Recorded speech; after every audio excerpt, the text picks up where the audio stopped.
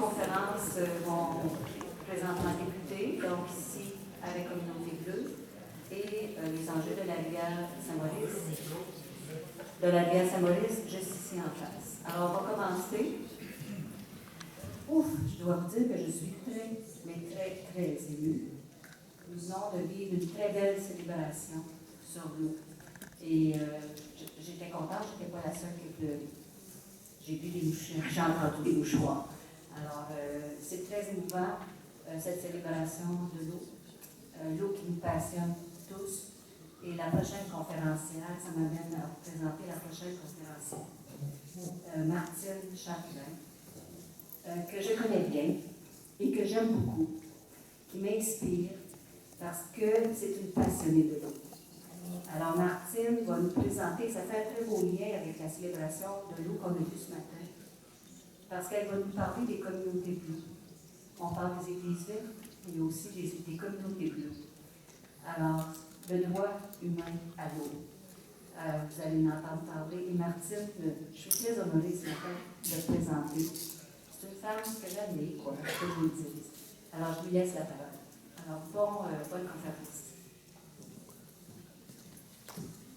Merci Joanne, c'est réciproque. On s'aime beaucoup tous les deux.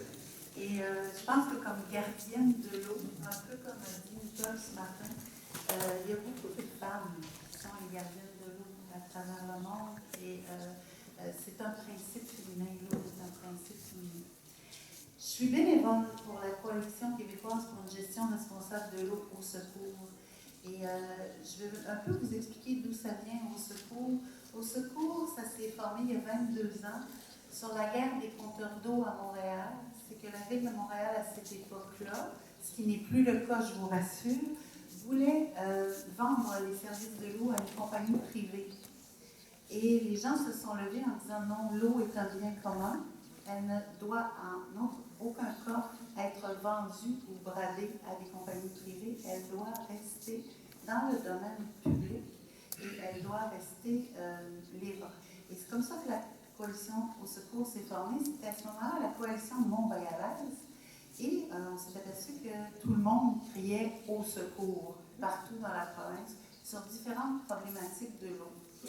Alors, au cours des années, si vous avez entendu parler de secours, ça se peut que vous ayez entendu sur la voie publique dénoncer. On a été beaucoup dans la dénonciation.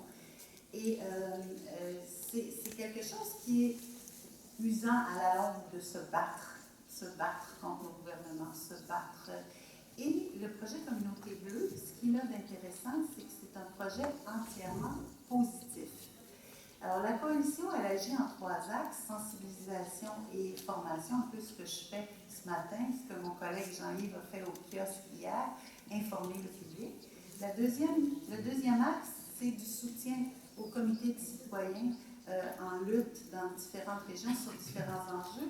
On peut penser ici à Trois-Rivières à la lutte contre la fluoration de l'eau, pour laquelle on a contribué, où j'ai eu la chance de travailler avec Joanne et les gens de Trois-Rivières.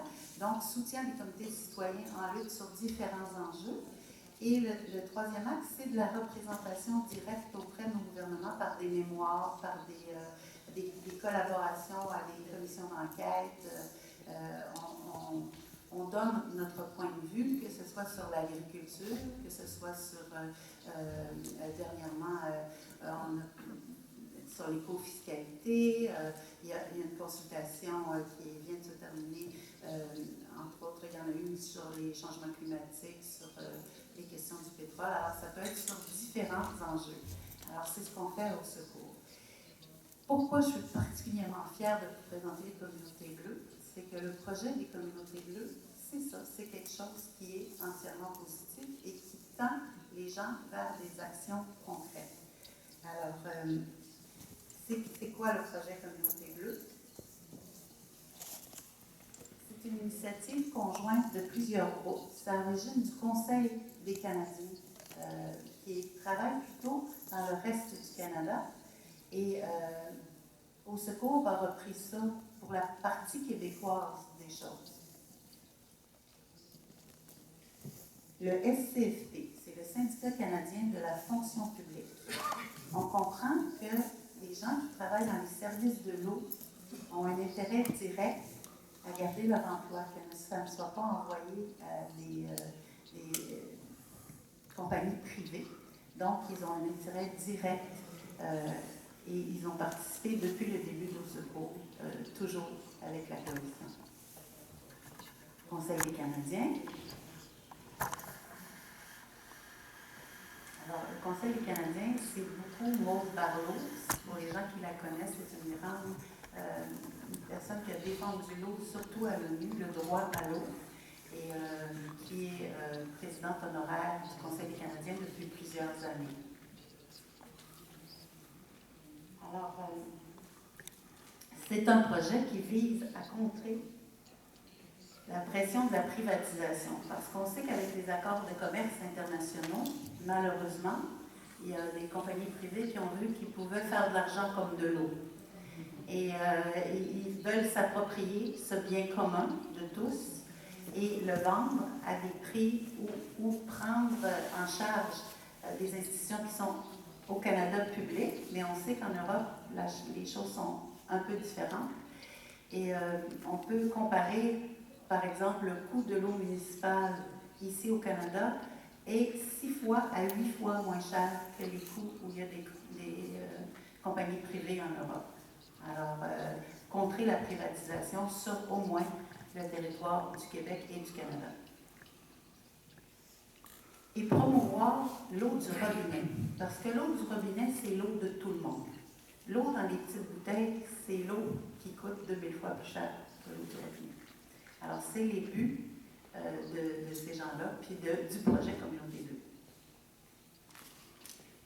Aussi, c'est un mouvement de protection de l'eau, puis de protection de l'eau pour tous. Alors, il y a 3 étapes pour devenir une communauté bleue. La première, elle semble simple, mais elle ne l'est pas tant que ça. C'est reconnaître le droit à l'eau et à l'assainissement. Je dis que ça n'est pas tant que ça parce que c'est reconnu à l'ONU seulement depuis 2010. Alors, on pense que le droit à l'eau est là depuis une éternité, et non. Au niveau de l'ONU, c'est seulement depuis 2010. Et en 2010, c'était le gouvernement Harper, je ne sais pas si vous vous souvenez, et le Canada s'est abstenu de voter pour le droit à l'eau. Donc, même notre pays n'a pas reconnu le droit à l'eau. Il est tenu par sa participation à l'ONU à le respecter, mais il n'a pas voté pour, ni les États-Unis d'ailleurs. La deuxième chose, c'est promouvoir les services d'eau publique, c'est-à-dire promouvoir le fait que l'eau appartient à tous et doit être gérée par des élus. Et ça, c'est très important, c'est pour contrer la privatisation. Et le troisième engagement qu'une communauté bleue doit prendre, c'est d'interdire les bouteilles d'eau aux endroits où ils ont juridiction. Par exemple, dans une ville, de ne pas avoir de bouteilles d'eau à l'hôtel de ville, dans les arénas, dans les bibliothèques et dans les événements publics qui ont rapport avec la municipalité. On parle de communauté. Une communauté, ça peut être beaucoup de choses. Bon, je vais vous parler de ça avant de revenir à celui-là. Une communauté, ça peut être une communauté religieuse, ça peut être une école, ça peut être une université, ça peut être une municipalité, ça peut être une réserve autochtone. Alors, le terme de communauté s'applique à un type de gouvernement, c'est-à-dire un type de gouvernance qui accepterait ces 3 principes-là. Et à ce moment-là, on reconnaît comme par exemple, il y a une école qui a été nommée l'école Monseigneur Parent, dans la région de Saint-Hubert, c'est Saint-Hubert, qui a été nommée la première école bleue, je crois que c'est au Canada, au monde mondial. L'Université McGill est devenue communauté bleue et plusieurs municipalités au Québec. Oui, je vais les nommer tantôt.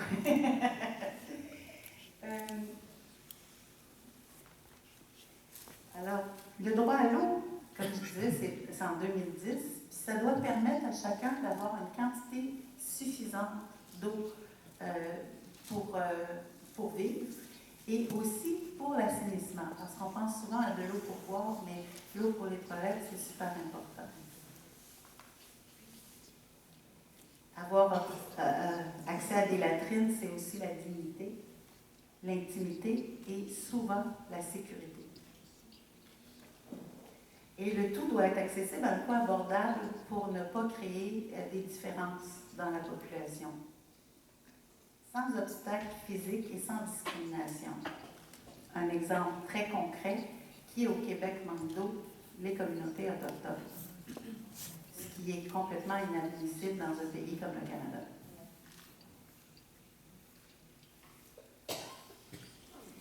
On pense que le droit à l'eau doit être reconnu justement par le Canada, par tous les paliers de gouvernement qui ont une gouvernance sur l'eau.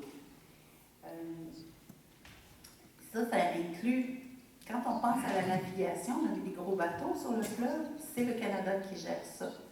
Si on pense à la qualité de l'eau de nos cours d'eau, c'est le Québec qui gère ça. Mais l'eau de votre robinet, c'est votre municipalité. Alors on pense que tous ces paliers-là devraient reconnaître le droit à l'eau. On doit aussi se protéger contre des tarifs trop élevés. C'est que des tarifs trop élevés de l'eau feraient que les pauvres s'en passeraient et que les riches y auraient accès. Quand je vous parlais de privatisation, c'est un peu ce qui arrive en Amérique du Sud, malheureusement. Les compagnies privées vont fournir l'eau aux quartiers riches parce qu'ils sont capables de la payer, et les quartiers pauvres qui ne sont pas capables de la payer sont malheureusement coupés d'eau. Et ce n'est pas arrivé si loin que ça. La ville de Détroit, qui a connu une décroissance du milieu de l'automobile, a des poches de pauvreté. Et il y a 1 an ou 2, la ville de Détroit a coupé l'eau à ces populations pauvres et majoritairement noires. Puis en coupant l'eau, les services sociaux enlevaient les enfants aux parents parce qu'ils n'avaient pas, ils ne pouvaient pas leur fournir l'eau.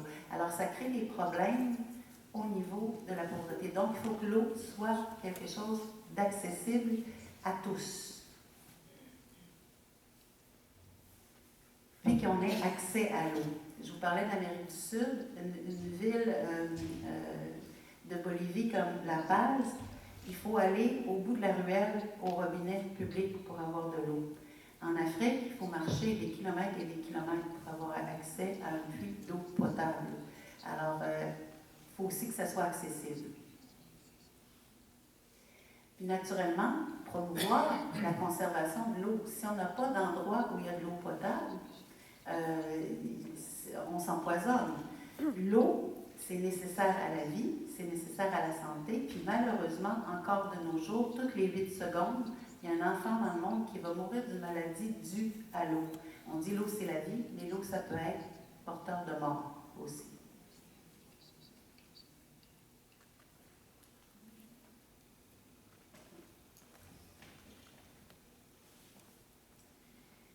Dans nos communautés, en tout cas au Canada, ce sont les municipalités qui sont responsables de vous rendre l'eau au robinet.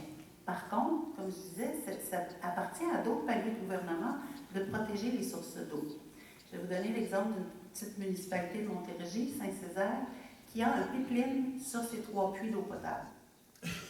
S'il y avait une fuite, ils seraient en grand danger. Et pourquoi ils ont des puits? C'est qu'ils peuvent plus puiser dans la rivière Yamaska, qui est la rivière la plus proche, parce qu'elle est trop polluée par l'agriculture. Alors, nos municipalités ont l'obligation de nous fournir de l'eau, mais parfois, ils n'ont pas le droit de la protéger. On pense à la petite municipalité de Ristigouche-Sud-Est qui a été poursuivie par Gasten pour avoir mis un règlement pour protéger l'eau de sa municipalité. Ils étaient 168 habitants et ils ont été poursuivis pour plusieurs millions de dollars. On comprend que c'est complètement abusif. Heureusement, ils ont gagné en cours. Mais on n'est pas encore à l'abri de ce type de choses-là. Les municipalités, on parlait hier dans une autre conférence de 100 municipalités qui encore au Québec n'ont pas d'assainissement des eaux et qui envoient les eaux usées directement dans le fleuve Saint-Laurent ou dans le milieu récepteur. Il faut comprendre que ce sont 100 petites municipalités souvent éloignées des grands centres avec très peu de population, donc pas beaucoup de taxes récoltées, donc une incapacité de payer les services d'eau. Ils doivent faire affaire avec les paliers de gouvernement, avec le système des infrastructures, et ce n'est pas assez financé. Donc, on se retrouve avec des petites municipalités en difficulté pour pouvoir assurer un service d'eau complet, ici au Canada. On a aussi, au niveau fédéral, incité beaucoup les municipalités à aller en partenariat public-privé, ce qu'on appelle les PPP, qui malheureusement fait un peu la même chose qu'une privatisation déguisée, qui va faire monter les coûts de façon épouvantable, et ça ne fonctionne pas, on va voir ça en détail. C'est que ces partenariats-là ne sont pas ouverts, ils sont négociés souvent en cachette, et on ne sait pas les termes des contrats. Donc, ce n'est pas très public et ça ne correspond pas à une saine gestion d'un bien commun. Les municipalités voulaient ça parce qu'ils se disaient, ben, c'est la compagnie privée qui va payer les infrastructures et nous, on va être débarrassés de ces coûts-là. Malheureusement, une compagnie privée a un but simple et clair, faire des profits. Donc, ce risque-là, malheureusement, souvent est transféré aux utilisateurs, c'est-à-dire que c'est les utilisateurs qui paient, et ils payent plus cher que si les services étaient donnés par des employés municipaux. En plus, les municipalités perdent l'expertise, donc ils perdent des ingénieurs, ils perdent les gens qui sont chargés de l'eau, ils perdent toute l'expertise qui a rapport avec le service de l'eau, et souvent ils ne sont même pas capables de dire que la compagnie fait quelque chose de pas correct parce qu'il n'y a plus personne dans la municipalité qui est capable de les surveiller. C'est ce qui est arrivé en France beaucoup, et c'est pourquoi la France, comme la ville de Paris, la ville de Grenoble, ont été des années en gestion privée et sont revenus en gestion publique de l'eau pour reprendre en main leurs affaires. Et la ville de Paris, en reprenant en main, fait de l'argent avec l'eau. En ayant baissé les coûts, ils réussissent encore à générer des profits. Alors, pour comprendre que la compagnie n'avait pas intérêt à réparer les tuyaux, donc ne réparait pas les tuyaux, chargeait toujours de plus en plus cher pour des profits de plus en plus grands, pas dans la poche de tous et chacun, pas dans la poche des citoyens, mais dans la poche des actionnaires de la compagnie. Tandis que quand c'est à la municipalité, Eau de Paris, avec les profits qu'ils ont générés, ont créé un centre d'éducation à l'eau. Alors, ça sert à tout le monde. Il y a plusieurs impacts négatifs sur la population. Quand l'eau coûte cher, ce n'est pas les plus riches qui vont s'en priver, parce que les plus riches, ils ont les moyens de se payer de l'eau. Ça va être les plus pauvres, et les effets négatifs sont souvent au niveau de la salubrité. Ce qu'on a vu au Royaume-Uni, c'est que les plus pauvres se passaient d'eau et avaient des problèmes d'hygiène, les plus pauvres de la population.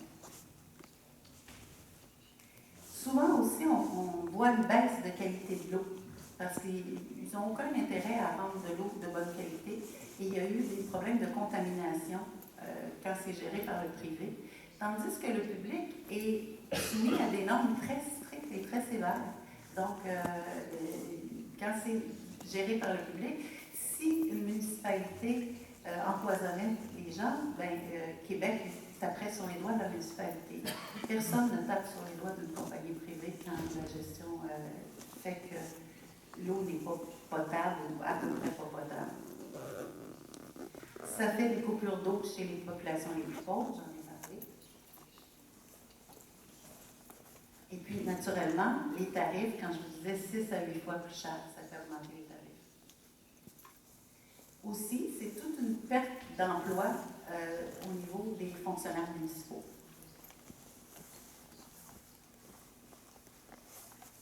Le troisième point, c'est éliminer les bouteilles d'eau. Une municipalité produit de l'eau de bonne qualité dans notre robinet. Pourquoi elle utiliserait des bouteilles d'eau dans ses propres? Elle serait en conflit avec elle-même que de donner des bouteilles d'eau aux conseillers municipaux ou de donner des bouteilles ou de vendre des bouteilles d'eau à l'aréna municipal. Ils seraient en conflit d'intérêt avec eux-mêmes. Alors, on essaye de convaincre les municipalités que de vendre des bouteilles d'eau, c'est encourager la privatisation quand eux sont un service public. Donc, bannir les bouteilles d'eau a plusieurs impacts qu'on va voir ensemble. C'est que les entreprises privées s'approprient un bien commun. Alors, on dit, pourquoi une compagnie privée a le droit de puiser dans notre sous-sol de l'eau qui normalement, appartient à tout le monde et de nous la vendre 1200, 1500, 2000 fois, 5000 fois plus cher que l'eau du robinet selon où et comment elle est vendue. La consommation mondiale d'eau à cause de la publicité augmente. D'année en année, il y a de plus en plus de ces bouteilles d'eau qui sont vendues. Il y a des impacts sérieux au niveau économique, il y a des impacts sérieux au niveau de l'environnement de ces petites bouteilles de plastique qui sont un déchet grave pour l'environnement. On a vu les îlots de plastique dans l'océan, on a vu, c'est un grave problème environnemental et ça augmente.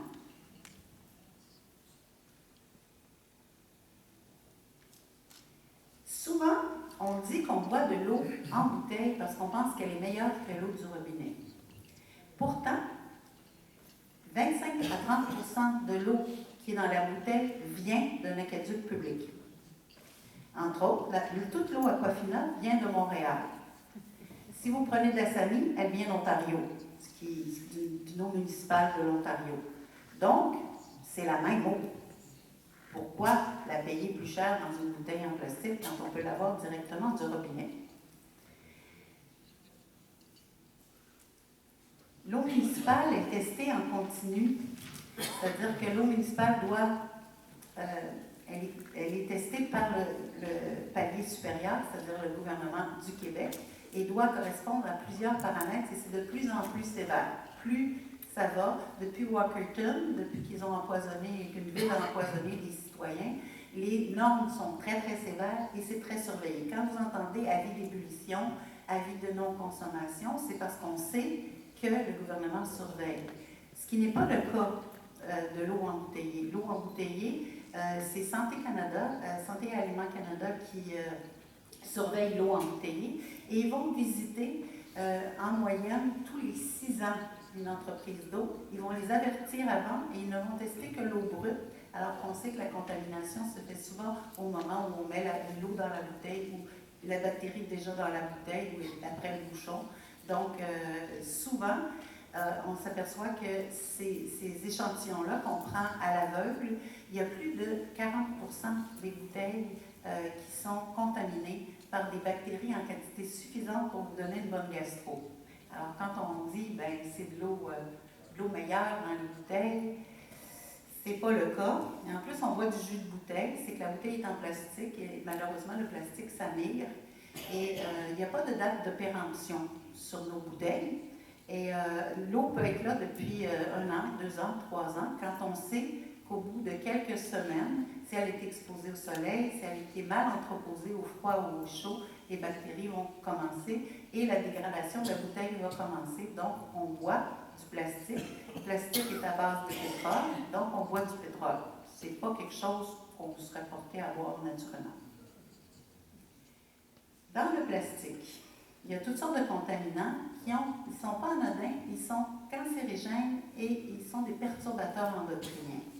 Donc, on sait qu'il ne faut pas mettre du plastique au micro-ondes. Ben, c'est un peu la même chose. La bouteille de plastique ne devrait jamais être chauffée ou refroidie. C'est ce qui cause les bactéries. 1000 fois plus de bactéries après une semaine d'entreposage. Imaginez après 3 ans passés dans la cave d'un dépanneur. Pour fabriquer une bouteille en plastique, ça prend 1/3 de litre de pétrole. Pour fabriquer la petite bouteille,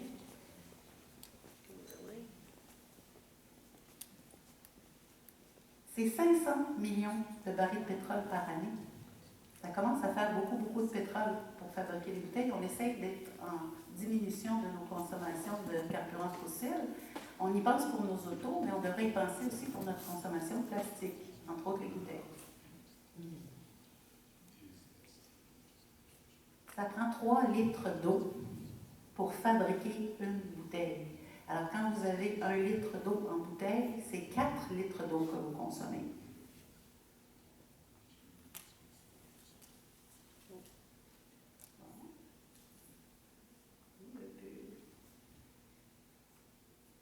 sais pas si les batteries sont faibles, mais je n'arrive pas à changer. La bouteille en plastique, c'est un déchet. Il y en a seulement, au moment où on a fait ce diaporama, il y en avait 1 sur 9 seulement qui était recyclée. Maintenant, on est rendu à 1 sur 6. On est meilleur en recyclage qu'on l'a été, mais 1 sur 6, c'est pas beaucoup. Et bon an, mal an, c'est 500 millions de bouteilles d'eau qui vont retrouver. Oui. Aussi, bon, je vais revenir à mes choses. La production d'une bouteille d'eau, c'est 50 fois plus intense en carbone que l'eau du robinet. C'est-à-dire produire 1 litre d'eau du robinet et produire 1 litre d'eau en bouteille, c'est pas du tout le même impact environnemental. Il faut aussi compter qu'on va la transporter. Le robinet, il ne transporte pas avec du pétrole, il transporte avec des tuyaux. Tandis que pour transporter une bouteille de plastique, il faut se promener en camion, il faut se promener... Puis, si vous pensez à des eaux comme San Pellegrino ou Vittel, ça vient d'Europe, l'eau de Fidji vient de Fidji, elle a traversé la moitié du globe pour arriver sur vos tablettes. Alors, 1 milliard de bouteilles d'eau vendues au Québec qui a une eau excellente dans les robinets. Alors, imaginez, 1 milliard de bouteilles d'eau, ça en fait des bouteilles d'eau. C'est pas tout ce monde-là qui n'a pas de la bonne eau du robinet, là. On peut comprendre dans des communautés où ils n'ont pas d'eau potable, mais nous, la majorité des gens qui achètent de l'eau en bouteille sont dans des aqueducs qui gagnent des prix mondiaux de l'eau. Une bouteille sur 9, maintenant, c'est 1 sur 6 qui est recyclée. 600 millions de bouteilles dans les sites d'enfouissement du Québec. Quand on sait que la détérioration va laisser aller les composés de pétrole dans le sol, dans l'air et dans l'eau. Donc, puis une bouteille d'eau va prendre combien de temps à se dégrader? Les scientifiques disent ceux en plastique supposément écologiques, c'est 400 ans. Celles qui ne sont pas en plastique écologique, c'est près de 1000 ans pour la dégradation de la bouteille. Les bouteilles, ça serait assez pour remplir 240 piscines olympiques de bouteilles en plastique par année. On recommence l'année suivante. 8 millions de tonnes de plastique rejoignent les océans chaque année. En ce moment, il y a 5 continents de plastique qui sont en train de se dégrader, laissant aller des petites particules de plastique que les animaux marins mangent. On calcule qu'il y a 1 demi-million d'animaux marins, oiseaux, poissons, mammifères marins, qui vont mourir parce qu'ils ont ingéré du plastique. Et on dit qu'en 2030, ça s'en vient ça, il va y avoir plus de plastique que de poissons dans les océans. On parle de crise de climat, mais le climat est réglé en gros par les océans et ce plastique-là empêche les océans de rendre leur service climatique. Les bouteilles d'eau coûtent cher. Les compagnies ne payent même pas 1 sou le litre pour mettre ça dans votre bouteille, c'est-à-dire qu'elles ne payent pratiquement rien. Pour 2 milliards de litres d'eau prélevés, le Québec a fait moins de 150 000 $ l'an dernier. Ça vous donne une idée, toutes compagnies confondues. L'eau en bouteille, 1 litre d'eau en bouteille coûte en général à l'épicerie à peu près 1,99 $. Mais si vous achetez un 500 ml dans une machine, c'est 2,50 $. Puis au Palais des Congrès de Montréal et de Québec, c'est 6 $ le 500 ml. 1 mètre cube d'eau, c'est-à-dire 1000 litres d'eau municipale, va vous coûter moins de 1 $ au Québec. Entre 66 sous et 1 $. Ça, c'est 1000, 1200, 2000 fois, 5000 fois plus cher que l'eau de robinet. C'est la même eau.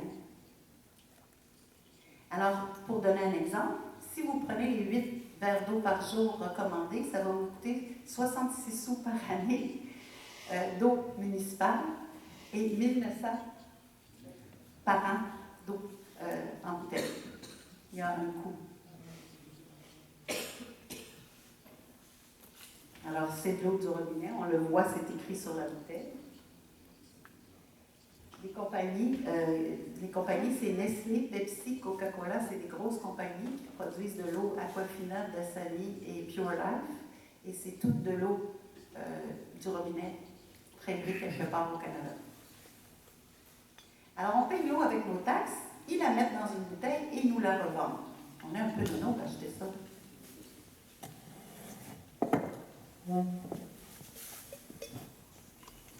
Alors qu'on sait que traîner une bouteille d'eau, de mettre des fontaines d'eau, de fournir de l'eau autrement, c'est beaucoup mieux. Il y a des alternatives. Les communautés bleues, elles se sont dispersées un peu partout au monde. Il y a Paris, Berlin, Vancouver, Niagara Falls, mais on est très fiers. Depuis 2 ans au Québec, on a Amqui qui a été la première. On a Trois-Rivières ici qui est une communauté bleue. Montréal qui est une communauté bleue. L'Université McGill, la ville de Nicolette dans la région ici, la ville de Victoriaville il y a 2 semaines. On a, je pense que c'est 13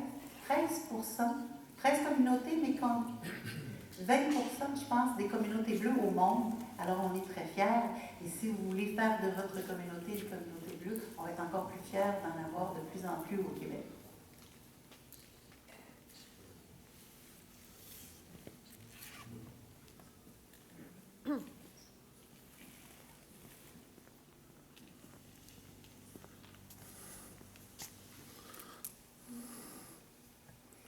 Alors, comment devenir communauté bleue? Présentez votre projet à votre ville ou à votre communauté.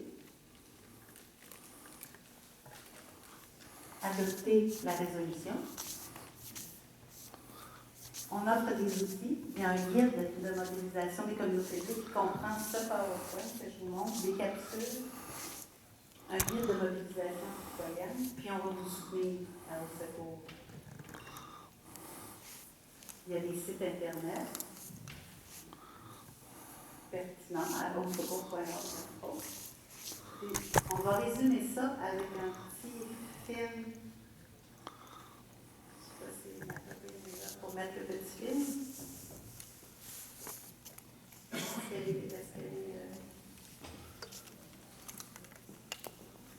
Il y a un petit film qui est dans les outils. Alors, on a des clients qui peuvent expliquer ça à la municipalité. Ce diaporama-là, il y a un petit un court extrait qu'on a en anglais et en français. Tous les outils sont en anglais et en français. Dans le bassin versant de Caux, les lacs et les rivières sont empoisonnés par des abus industriels. Les grandes sociétés d'eau tentent d'embouteiller l'eau, de la privatiser et d'en tirer profit. Depuis trop longtemps, trop de peuples autochtones ont souffert de manque d'eau potable. Les faibles lois et le manque de gestion gouvernementale des sources d'eau alimentent davantage la crise mondiale de l'eau. Mais il y a une solution, le projet Communauté Bleue, et il commence auprès de votre conseil municipal. Votre conseil municipal a un impact immense sur l'eau de votre communauté. Il contrôle l'eau entrant et sortant de la plupart des maisons. C'est simple de vous regrouper massivement dans votre communauté, puis de rencontrer les membres de votre conseil municipal. Et nous pouvons fournir toutes les informations dont vous avez besoin pour réussir. Une communauté bleue est une communauté qui fait 3 choses simples.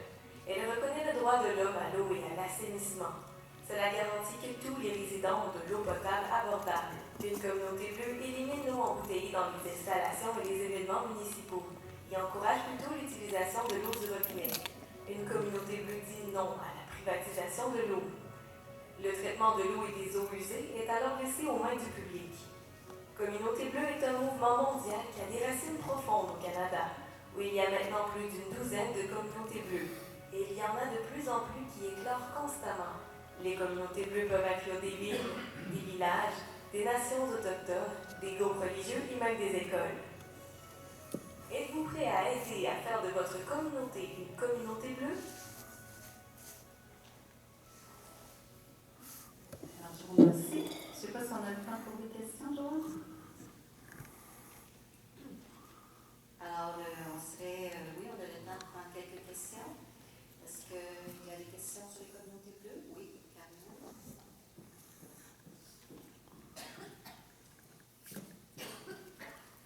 Est-ce que le fait d'une municipalité qui installe des compteurs d'eau, ça brime la consommation de l'eau pour les personnes qui vont payer de l'eau chère de taxe? C'est une excellente question et elle a un volet en deux.